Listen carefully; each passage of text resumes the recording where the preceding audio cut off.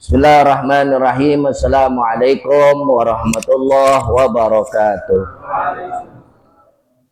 Alhamdulillah wa ya rabbi shrah li sadri wa yassir li amri wahlul 'uqdatam min lisani yafqahu qawli wa saddid lisani wahdi qalbi bihaqqi rasulika wa nabiyyika Muhammadin sallallahu alaihi wasallam, amma ba'du. Segenap jamaah Majelis Taklim Masjid Jami'ah Rahman yang insya Allah kita sama-sama dirahmati oleh Allah Subhanahu wa Ta'ala. Takrir kitab Irsyadul Anam kita pada malam hari ini sudah sampai di halaman yang ke-11 baris keempat dari atas. Ketemu ya, 11 baris keempat dari atas, halaman 11. Ya. Qala mu'allifullahu ta'ala wa naf'a bihi wa bi'ulumihi fid daraini amin. Qala radhiyallahu ankum. Dan doa sesudah azan inilah lafadznya. Lafadz doa azan. Allahumma salli wa sallim ala sayyidina Muhammadin wa ala ali sayyidina Muhammad. Lihat pegon gantungnya tuh yang miring. Hai Tuhanku, beri rahmat, takzim dan sejahtera atas Sayyidina Muhammad dan atas keluarga Sayyidina Muhammad. Allahumma, wahai Tuhanku, Rabba hadhihi da'wah, Tuhan ini panggilan, hadhihi da'wah, ini panggilan at-tamah yang sempurna, wassalatil qaimah, yakni azan dan sembahyang yang terdiri atis sayyidina Muhammadinil wasilah ati sayyidana Muhammadanil wasilah, yang terdiri berilah kiranya oleh engkau atas Sayyidina Muhammad tempat yang amat wal fadilah tinggi di surga, wab'athul maqamam mahmuda, ini tempat yang tinggi di surga, maqaman mahmuda, alladzi wa'addah ya arhamar rahimin. Bermula ini lafaz iqamah. Allahu akbar, Allahu akbar, asyhadu an la ilaha illallah wa asyhadu anna Muhammadar Rasulullah, hayya 'alas shalah, hayya 'alal falah, qad qamatis shalah, dua kali. Allahu akbar, la ilaha illallah. Adapun makna lafaz iqamah seperti lafaz azan dan makna qad qamatis shalah, telah hampir berdiri. Jadi di kalimat kalau qomat kita mau sholat berjamaah, udah kalimat qad qamatis shalah itu berdiri makmumnya, siap-siap ngambil barisan, siap-siap ngerapiin barisan. Di kalimat itu jangan qad qamatis shalah masih ngobrol. Itu udah hampir berdiri tuh, udah ngambil barisan tuh, ntar ngelurusinnya habis qomat, si imam tuh ngomandoin ngelurusin barisan. Qad qamatis shalah, telah hampir berdiri sembahyang dan sunnah dibaca setelah sudah iqamah. Terusin lagi ya, terusin aja. Allahumma rabba hadhihi da'wati tammah wassalatil qa'imah, salli wa sallim ala sayyidina Muhammadin wa alihi subhahu yaumal qiyamah. Artinya wa atihi yakni berikanlah padanya segala permintaannya di hari kiamat. Bermula sunnah dibaca ketika berdiri di soft sembahyang, berdiri di soft salat ya, atau salat ya. Allahumma atini afdhala ma tu'ti ibadaka sholat sholihin, ibadaka sholihin. Artinya, hai Tuhanku, Berikanlah aku terlebih yang kau berikan kepada segala hamba yang soleh. Cukup. Jadi ini dijelaskan bahwasanya ketika kita mendengar azan, ada doa. Ada doa yang sunnah kita baca. Untuk apa sih kesunahan itu? Kan dibilang sunnah itu adalah untuk menggapai kebahagiaan, jalan menggapai kebahagiaan. Wajib itu setelah kita melaksanakan kewajiban itu pasti akan bahagia. Tapi ada jalannya, tambahin sunnahnya. Allahumma sholli ala Sayyidina Muhammad wa ala ali Sayyidina Muhammad. Allahumma rabba hadhihi da'wah. Ini panggilan yang sempurna. Panggilan azan itu panggilan yang sangat sempurna, melebihi dari panggilan yang lainnya. Karena ada 3 panggilan di alam dunia. Yang pertama panggilan sholat lewat azan. Panggilan sempurna yang lain yang kedua adalah panggilan untuk haji. Panggilan haji tuh, panggilan Allah tuh. Kalau orang berhaji hakikatnya panggilan Allah, walaupun syariatnya beda-beda. Syariatnya kembali kepada manusianya, syariatnya. Tapi hakikatnya itu panggilan Allah. Asbab atau syariatnya bisa jadi tergantung kepada manusianya. Ada orang yang haji kepengennya cuman jalan-jalan. Kewajiban haji 1 kali. Wajib. Kalau udah 2, 3, 4 kayak Haji Muhyiddin, ada di sini nggak ada yang apa. Dulu ada sinetron tukang bubur naik haji, ada ya. Hajinya sampai 7 kali. Gitu. Tapi hasut, dengki, fitnah sama orang, sinetron itu sinetron. Dulu, zaman dulu kan ada ya tukang bubur naik haji tuh sinetronnya. Ada tokohnya namanya Haji Muhyiddin. Mudah-mudahan di Sunter nggak ada yang namanya Haji Muhyiddin. Gitu. Ini perumpamaan. Itu haji sampai 7 kali itu nggak diwajibin sama Allah, bahkan bisa jadi makruh, bahkan haram. Kenapa?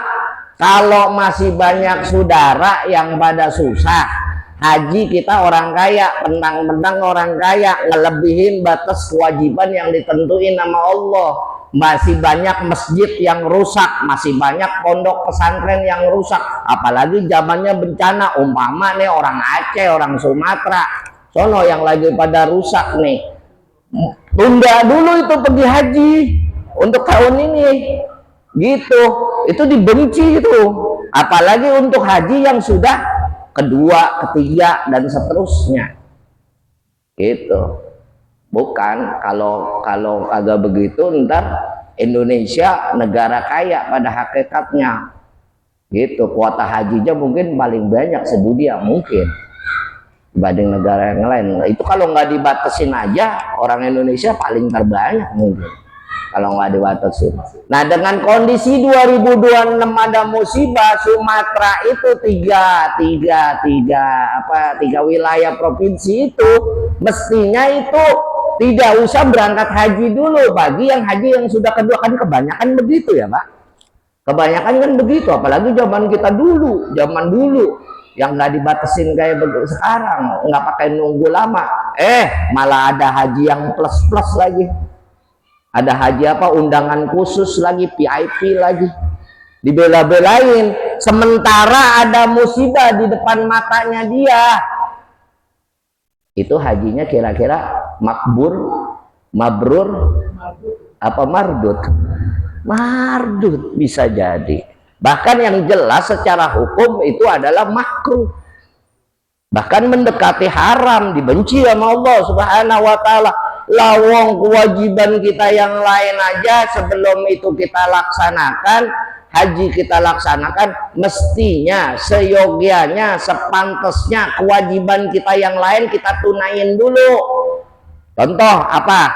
Di depan mata kita nih, lingkungan paling dekat masjid belum jadi umpamanya. Umroh udah ngelaksanain. Umroh udah ngelaksanain. Haji sudah ngelaksanain. Jangan umroh lagi. Kelarin dulu rumah Allah yang ada di alam dunia tuh. Itu lebih afdol. Gengsilah, mendingan juga berangkat umroh. Benar apa enggak? Ini kebanyakan kayaknya pemikiran kan seperti itu. Sementara masjid tuh reot, udah bertahun-tahun kagak jadi-jadi. Tetangga masjid umroh udah 3 kali, pakai berangkat lagi. Begitu. Mendingan juga kalau sekarang umroh taruhlah 30 jutaan, mungkin gitu. 30 jutaan, kasih masjid 15 juta, ngelarin 15 jutanya kasihin fakir miskin. Kira niatin umroh, niatnya tetap umroh, pahala umroh dapat, pahala sodako dapat, Pak. Ketimbang kita umroh untuk berkali-kali, itu bahkan lebih baik, lebih afdol daripada kita umroh sementara kewajiban di tengah masyarakat kita, kewajiban di tengah keluarga kita yang wajib di atas wajib kita lalaiin. Ini bicara yang sudah umroh. Cuman kalau yang belum haji, belum melaksanakan umroh, itu kembali lagi kepada pribadinya, kepada syariat yang mau dia tuntut. Karena pada hakikatnya syariat itu berbeda makom, berbeda posisi, berbeda tempat, nggak bisa disambung-sambungin. Artinya bentang-bentang umroh, belum umroh, dia mau ngelaksanain umroh sementara masih ada kebutuhan yang lainnya atau kewajiban yang lainnya di tengah masyarakat, tapi secara pribadi, secara hukum itu wajib umroh secara syariat. Itu wajib umroh dan tidak berdosa, tidak dimakruh. Karena umrohnya baru sekali, hajinya baru yang mau sekali. Haji itu wajib jika mampu, gitu. Bukan berarti dia bakhil, dia juga kan ngeluarin juga mungkin, gitu. Kalau untuk yang pertama kali, kalau yang untuk berkali-kali yang dipermasalahkan, dipikirkan lagi, jangan sampai mendapat kemudorotan meskipun niat kita ibadah. Maka itu perlu diperhatiin, perlu juga kita telaah kembali. Yang panggilan kedua itu panggilan haji, dan ada panggilan ketiga, itu mutlak. Panggilan mutlak, nggak bisa ditolak, nggak bisa ditawar, nggak bisa ditunda. Panggilan mati. La yastakhirun wala yastakdimun walau kana sa'atan. Nggak bisa dimajuin, nggak bisa dimundurin walau sesaat. Kalau udah datangnya, kepengennya sih kita mati dalam keadaan baik, husnul khotimah. Namun semua itu pasti perlu perjuangan. Salah satunya menjalankan atau mengamalkan sunnah-sunnah ini. Kan orang itu pengen bahagia, ada jalannya. Salah satunya kerjain pekerjaan sunnah yang gampang-gampang dulu. Jangan yang susah-susah. Kali kalau sholat malam mah susah dah istiqomahnya. Paling kalau lagi butuh doang. Betul? Paling kalau lagi butuh doang. Ya kagak dapat masih ngambek aja nih perempuan. Sholat lah, sholat sunnah. Orang sono. Orang Romangun. Tapi pindahan dari Sunter katanya. Ya, kalau sholat malam. Nah, pekerjaan sunnah yang ringan-ringan diantaranya makan pakai tangan kanan, minum pakai tangan kanan, kan ringan tuh Pak. Kalau tangan kanannya kotor, adab sunnah ambil. Gimana kalau tangan kanannya kotor Pak? Pakai tangan kiri? Nggak dibenerin dalam syariat. Tetap pakai tangan kiri, disanggah pakai tangan kanan. Ini tangan kanan habis ngobok nasi kebuli nih, makan nasi kebuli kan kotor, nggak mungkin kita megang gelas. Tangan kiri kita pegang begini, tapi disanggah pakai tangan kanan bagian yang bersih. Nih adabnya. disambung pakai tangan kanan. Itu adabnya begitu. Jangan mentang-mentang tangan kanan kita udah habis pakai makan, tangan kita megang, main kita tenggak aja. Setan yang nerusin secara hakikatnya. Tapi kalau kita sambung dengan tangan kanan, yang bagian punggung tangannya, ini adabnya Pak. Tuh. Begitu minumnya, hilang hausnya dah. Jadi setelah kalau kita melaksanakan sunnah dari hal-hal yang terkecil dulu, insya Allah yang besar itu akan ngikut. Gitu. Salah satunya dengar azan, habis azan.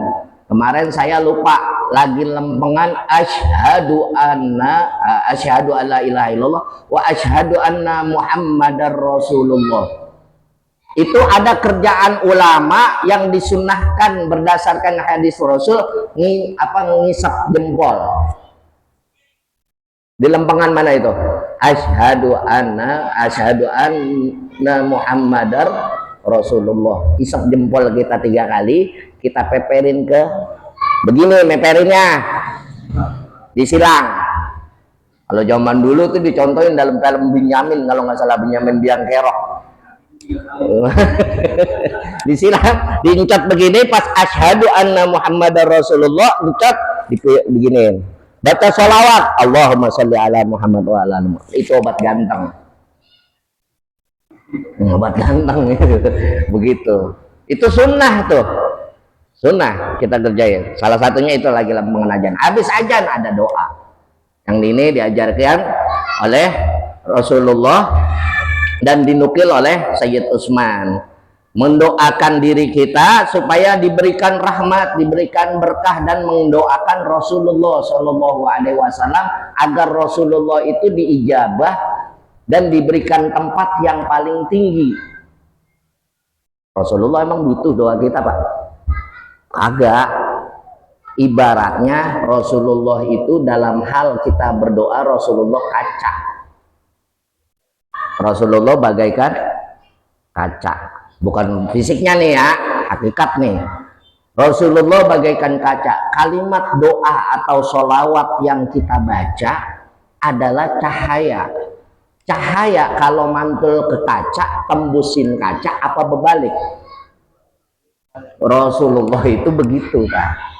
Sholawat, doa Allah, maqamam mahmuda, mendoakan Rasulullah supaya dapat tempat yang tinggi di alam surga, berbalik sama kita Pak. Sholawat pun bukan berarti Rasulullah butuh untuk dipuji, bukan. Kita yang butuh Rasulullah, karena sholawat itu bagaikan cahaya, Nurul Mustafa, cahayanya Al Mustafa. Nama Rasulullah di alam surga, di alam ruh sebelum lahir sebagai jasad manusia adalah Toha. Mustafa itu adalah bagian dari nama-nama Rasulullah Shallallahu Alaihi Wasallam.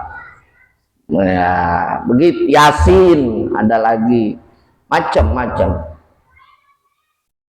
Makanya kalau kita baca sholawat itu bukan Rasulullah berarti butuh pujian, nih jangan salah.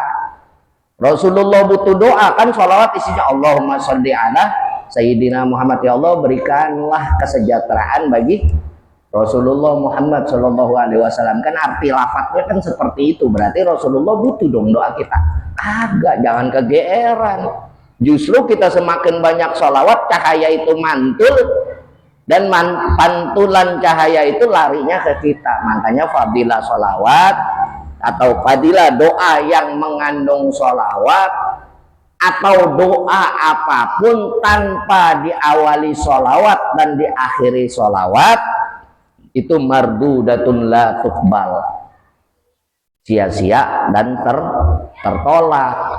Intinya justru kita yang butuh sholawat, bukan Rasulullah. Ini pertanyaan-pertanyaan orang-orang liberal, orang-orang yang mencuci otak zaman kita sekarang itu adalah yang sedemikian. Lu pada baca sholawat kalau nggak salah terjemahannya begini, mendoakan Nabi lu, sedangkan katanya Nabi lu itu Muhammad Shallallahu Alaihi Wasallam adalah manusia yang terbaik, manusia maksum, manusia suci. Berarti kenapa Nabi lu masih butuh doa dari lu? Ini anak muda kita dicuci otaknya seperti itu, Pak.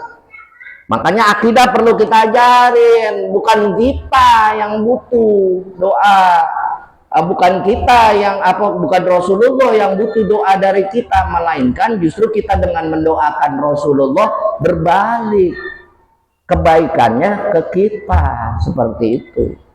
Ini yang perlu kita tanamkan, jangan sampai zaman sekarang itu dirusak dengan memuji Rasul, dengan sholawat kepada Nabi, katanya seolah-olah Rasulullah butuh doa dari kita, sedangkan Rasulullah katanya maksum, kan begitu ya? Diputer, syariat itu diputer-puter, seolah-olah Rasulullah butuh umatnya geblek sedunia aja, umatnya rusak sedunia aja, Rasulullah yang ngelegalin kita masuk surga walaupun digodok dulu. Bagaimana mungkin Rasulullah bisa butuh dengan doa kita?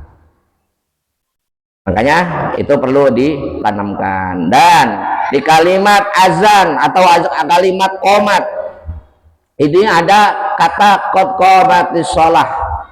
Adalah hampir berdiri sholat dan sunnah dibaca setelah qomat, Allahumma rabba hadhihi da'wati tamah wa salatil qa'imah salli wa sallim ala sayyidina Muhammadin wa atihi su'alahu yaumal qiyamah. Artinya wa atihi, berikanlah padanya. Ini padanya ke siapa ini? Ke Rasulullah. Nih, satu kali lagi saya katakan, kita perlu garis bawahi, bukan Rasulullahnya. Wa atihi itu kan secara terjemahnya adalah hi itu domir kepada subjek, gitu. Tapi hi di sini itu akan berbalik ke objeknya. Jadi pembacanya, yakni berikanlah padanya segala permintaannya di hari kiamat. Permintaan Rasul yang apa? Yang belum dikasih di alam dunia. Nah, yang belum dikasih permintaan Nabi apa? Yang belum terwujud. Kullu ummati yadkhulunal jannah. Nanti itu diwujudinnya di hari kiamat. Artinya apa? Artinya doa sholawat yang kita baca berbaliknya ke kita. Ada, udah diwujudin sama Allah. Yang ketika Rasulullah mau dipanggil ke dipanggil dari alam dunia, berpindah dari alam dunia, ummati bagaimana umatku, tawar menawar dengan dengan Israil alaihissalam, sampai 3 kali balik Israil. Rasulullah mintanya apa? Selamatin umatku, bukan keluarganya, bukan tetangganya, bukan sahabatnya, umatku. Dari dikasih 50%, 75% sampai 100%, sampai keadilan Allah, illa man aba. Ada kalimat terakhir, kecuali yang nggak mau. Rasulullah udah dapet tuh jawaban tuh. Di Duratun Nasihi itu ada kisahnya. Rasulullah pada saat mau dipanggil sama Allah Subhanahu wa taala berpindah dari alam dunia, Rasulullah itu mengadakan negosiasi terlebih dahulu di tengah demam beliau yang panas. Dikelurupin selimut sampai Israil menjelma menjadi sosok manusia yang ganteng, bolak-balik dari rumah Rasulullah sampai 3 kali balik dalam riwayat tersebut. Akhirnya apa? Baru diputusin ketika Israil yang ketiga. Israil bilang, ya umatmu akan masuk ke dalam surga bagi orang-orang yang taat kepada Allah dan Rasulnya. Makanya keluar hadis asbabul wurud, dari hadis kullu ummati yadkhulunal jannah illa man aba. Itu asbabul wurudnya kisah tersebut. Makanya ini doa di dalam qomat ini supaya dimintain apa namanya, diwujudin nama Allah. Wa atihi bermakna seperti itu, berikanlah padanya segala permintaannya di hari kiamat, bermula yaitu juga termasuk syafaat-syafaat. Sunnah dibaca ketika berdiri di sholat. Allahumma a'tini afdala ma tu'ti ibadika shalihin. Ini doa buat kita nih Pak. Setelah kita 2 kali doa setelah azan, ada kandungan doa yang lewat Rasulullah Shallallahu Alaihi Wasallam. Azan dan qomat. Terakhir kita berdiri di barisan. Allahumma a'tini Allahumma a'tini afdala ma tu'ti ibadika shalihin. Ya Allah, berikanlah apa-apa yang Engkau berikan kepada orang-orang yang soleh. Maksudnya apa? Supaya kita masuk ke dalam golongan orang-orang yang soleh. Karena pekerjaan kita pekerjaan amal yang soleh.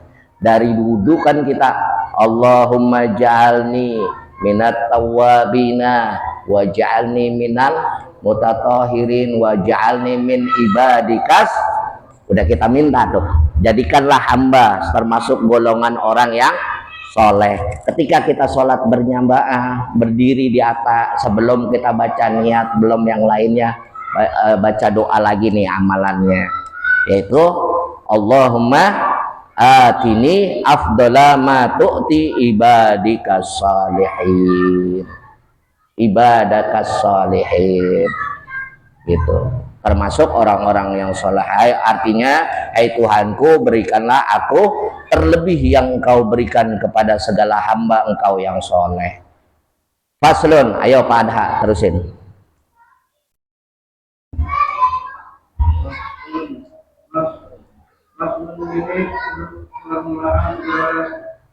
Zikir. Zikir yang di dalam sholat mengeluarkan sebutan 3 lafaznya sholat. Sebelumnya takbiratul ihram bermula segala lafaznya yang akan datang ini, yaitu jika sholat munfarid yakni bersendiri.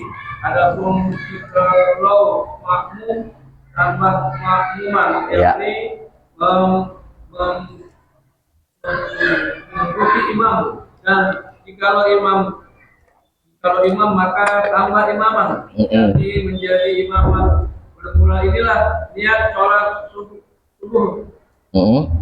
Sorry, bagus subuh rokatain lillahi ta'ala, Allahu Akbar. Artinya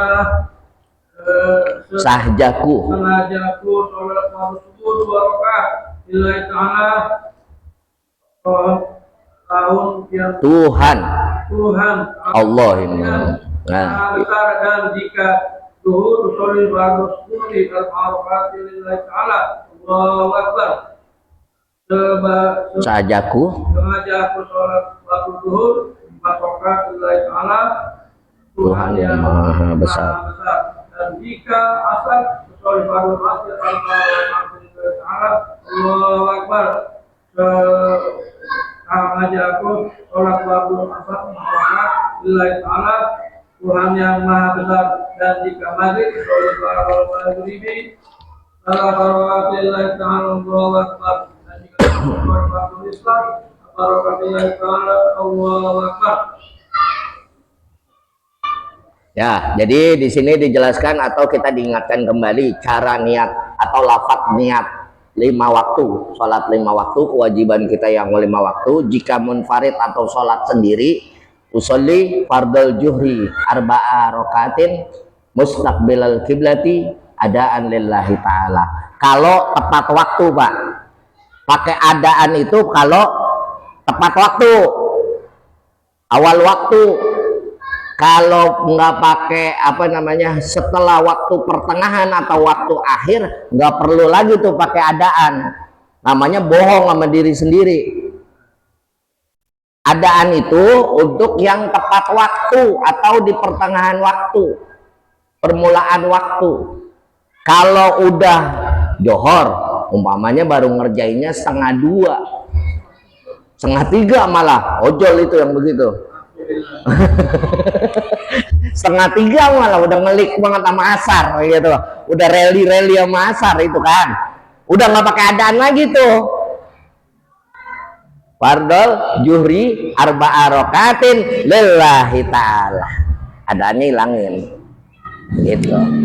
Nah kalau sholat sendiri seperti itu. Kalau sholat jadi makmum ya tambahin makmuman. Untuk apa sih ada lafaz yang seperti itu? Untuk mentasdikkan diri kita. Namanya ada ijabnya. Segala sesuatu, waktu itu saya sudah pernah katakan, segala sesuatu itu wajib ada ijabnya. Dalam jual beli saja itu mestinya ada ijabnya, ada qabulnya. Beli rokok, beli sabun, beli apapun dari warung. Cuman kan kalau kita di masyarakat umum yang notabene-nya bukan muslim 100%, memang tidak pakai syariat Islam. Namun secara syariat Islam, menurut mazhab Syafi'i itu wajib ada ijab qabulnya. Saya beli, saya jual, saya terima. Kan begitu. Minimal kata-kata itu. Cuman sekarang itu di majelis kita, di majelis ulama kita itu difatwakan bahwa dengan membeli, dengan menerima barang yang telah dibeli dengan ucapan terima kasih itu sudah mewakili daripada ijab dan qabul dalam hal jual beli. Karena diatur, kita ada kok apa namanya Majelis Ulama Indonesia yang mengatur sedemikian. Jadi tidak wajib untuk mengatakan lafaz yang sesungguhnya. Kalau lafaz yang sesungguhnya niat ijab itu ribet, Pak. Saya yakin kalau ngikutin semua ulama yang fikih apa namanya hukum jual beli kita nih sekarang sesama muslim aja banyak yang nggak sah. Namun untungnya kita itu sudah ada lembaga yang mengatur itu semua.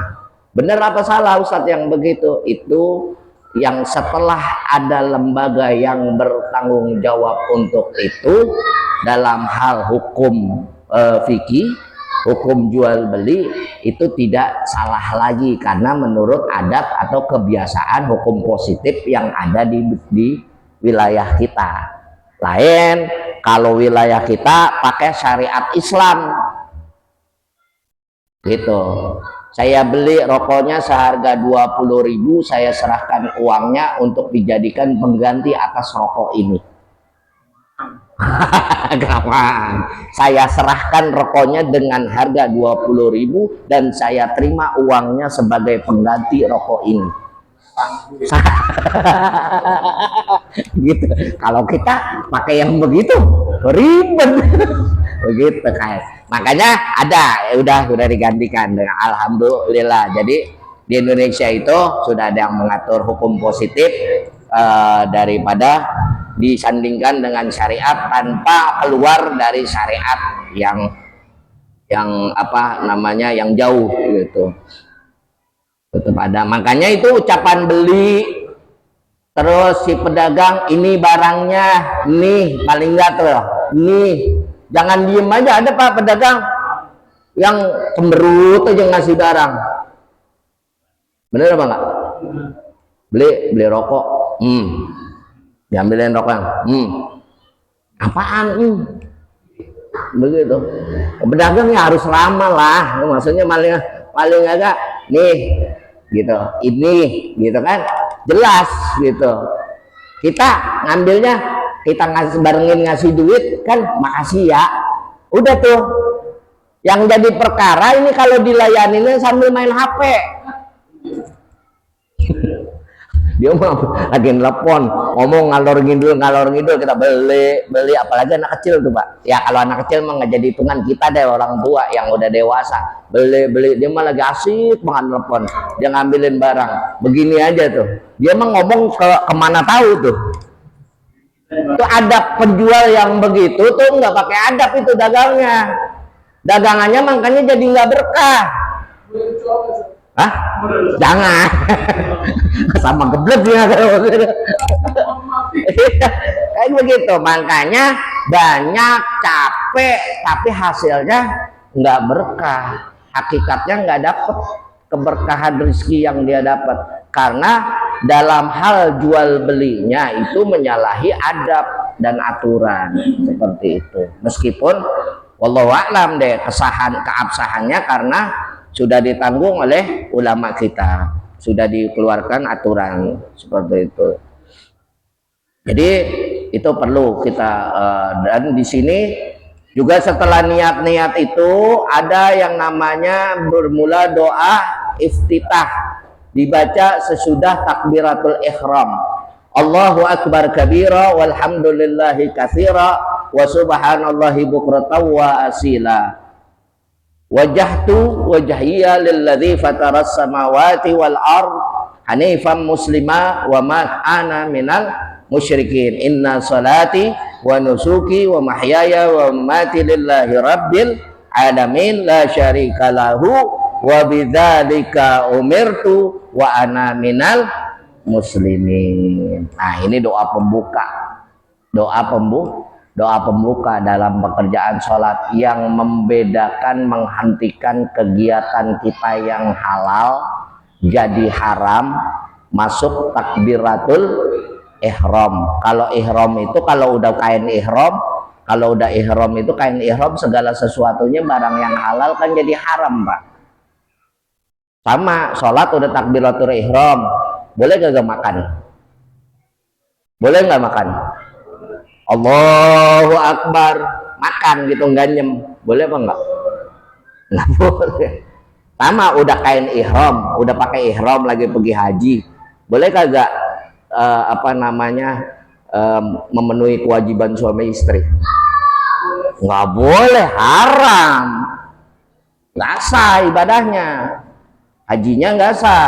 Orang kalau yang udah ihram pakai kain ihram itu sama istri itu udah masing-masing, paling ngawasin doang, nggak perlu nuntut hak dan kewajiban. Kalau orang udah ihram, sama takbiratul ihram juga, ketika kita melaksanakan takbiratul ihram, maka berhenti itu kegiatan yang dihalalin sama Allah yang lainnya kecuali memenuhi rukun sholat.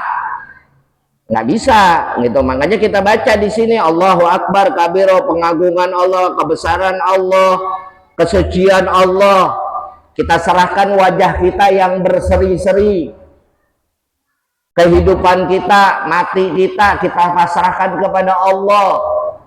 Pengakuan kita nggak ada sekutu bagi Allah Subhanahu wa ta'ala, dan pengakuan kita yang katanya kita beragama tuh makna daripada doa iftitah. Nah, kalau kita dalemin pakai artinya, Pak, kalau kita pelan-pelan kita artiin Allahu Akbar kabiro, ya Allah, itu lama-lama Pak nggak berasa air mata netes. Kita kecil banget di hadapan Allah.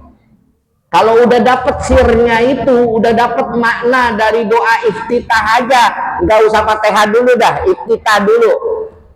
Kita dalemin, lagi berdiri kita baca Allahu Akbar kabira walhamdulillahi katsira wa subhanallahi bukratan wa asila. Inni wajahtu wajhiya lidzatsi fataras samawati wal ard.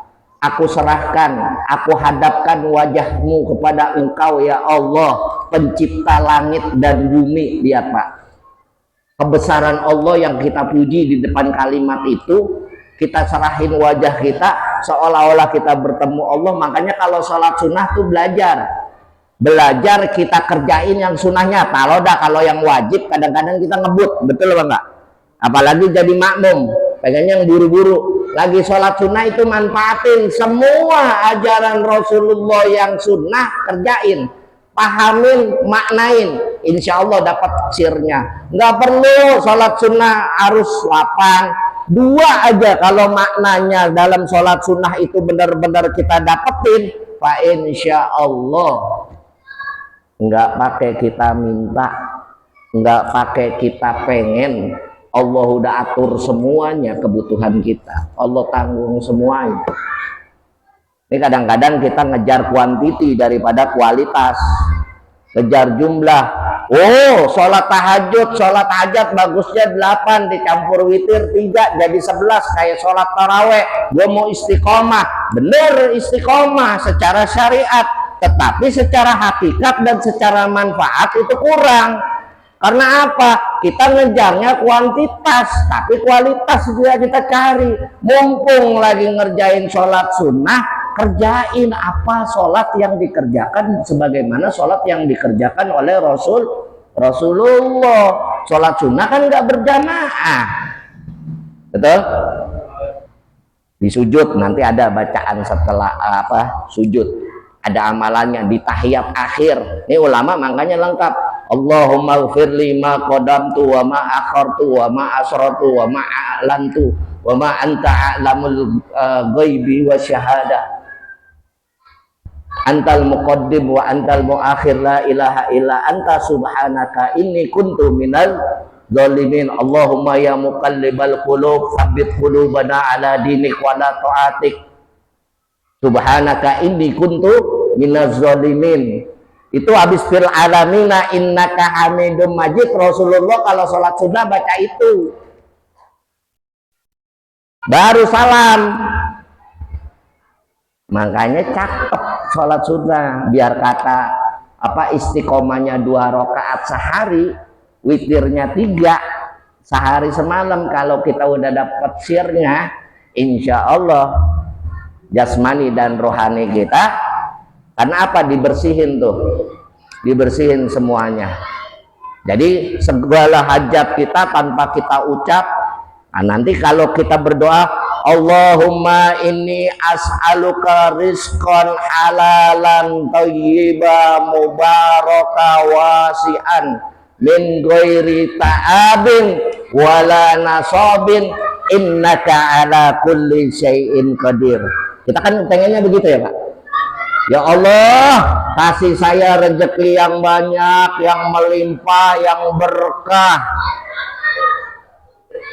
Makanya kalau doa tambahin rizqan halalan thayyiba, yang halal yang baik, min ghairi ta'abin, tanpa usaha yang susah-susah, wala nasobin, dan tanpa hal yang terduga-duga. Innaka ala kulli syai'in qadir, sesungguhnya engkau maha penentu segalanya. Itu doa yang kayak begitu aja Pak, doa yang kayak gitu aja. Kalau kita udah cakep sholat sunnahnya, udah cakep amalan-amalan sunnahnya, nggak pakai gini kayak kita minta, ada aja itu jalannya.